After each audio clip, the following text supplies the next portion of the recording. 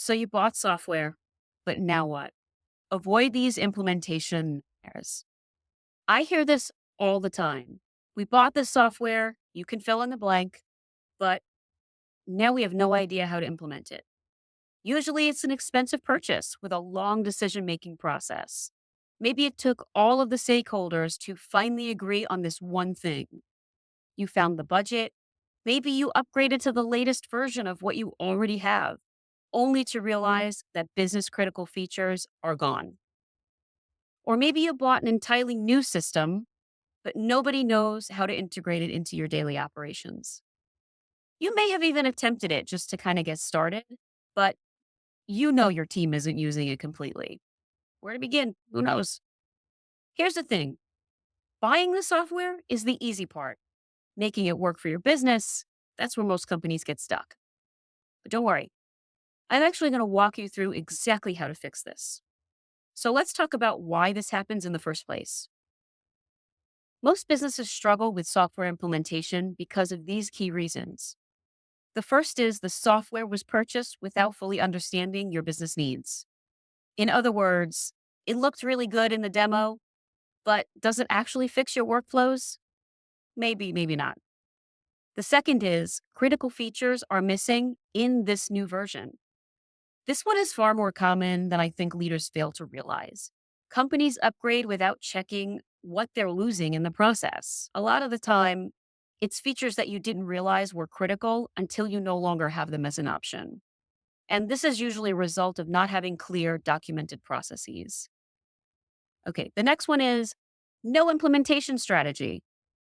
Gosh, I this one is really tough because we often rely on our technology providers to implement their software, and most do. The challenge is that they don't really fully understand your business the way your team needs them to. And software isn't one of those plug and play kind of things. So without a plan, adoption often fails. And lastly, employees weren't involved in the decision making process.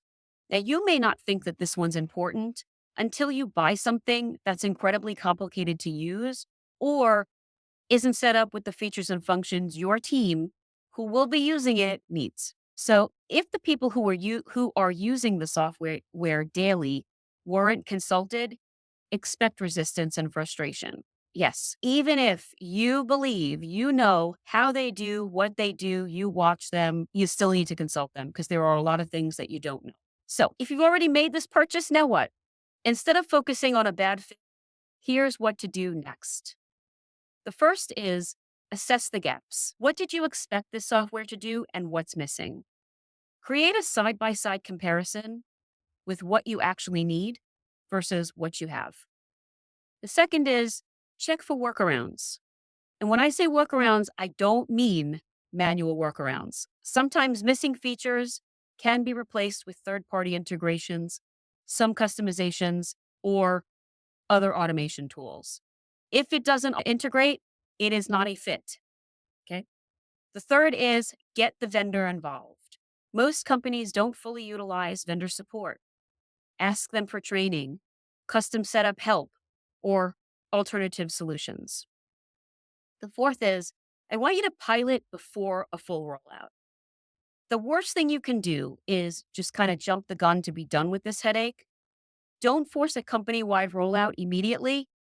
I recommend that you test in small groups, identify any challenges that you're having, and adjust before going all in. And the last is know when to cut your losses. Now, this one's a really hard pill to swallow, but if software truly isn't a fit, don't double down. I know you've spent hundreds, if not millions of dollars or more on it, right? But explore whether switching back to your original framework or finding an alternative solution is more cost effective than struggling with a bad solution. Now, I want to make sure that this doesn't happen again. So before you purchase or upgrade software, I want you to follow these steps. First is align technology with your business goals. Do not buy based on hype. Buy based on what's actually going to solve your specific operational challenges. The next is involve the right people in the decision making process. IT, operations, and end users should all have a say before the final decision is made. Now, if you're a company with hundreds or thousands of employees, clearly you can involve every end user, but you can pull several people from each department into this decision making process. And next is audit features before upgrading. Always check if business critical functions have been removed before signing that contract. And next is have an implementation plan. Who is leading this rollout? What does the training plan look like?